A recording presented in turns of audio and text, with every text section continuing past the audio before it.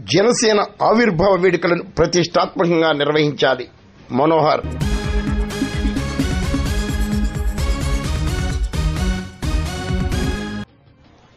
జనసేన ఆవిర్భావ వేడుకలను ప్రతిష్టాత్మకంగా నిర్వహించాలని జనసేన పార్టీ రాజకీయ వ్యవహారాల కమిటీ చైర్మన్ నాదెండ్ల మనోహర్ కోరారు. కాకినాడ జిల్లా అధ్యక్షులు తుమ్మల రామస్వామి బాబు తదితర నేతల ఆధ్వర్యంలో నిర్వహించిన సమావేశంలో దిశానిర్దేశం చేశారు.